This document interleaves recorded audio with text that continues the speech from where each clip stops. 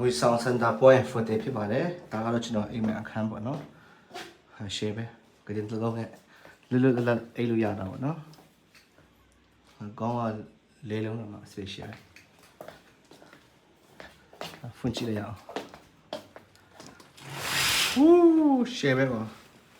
ရှုချင်လာအမလေးငါခုန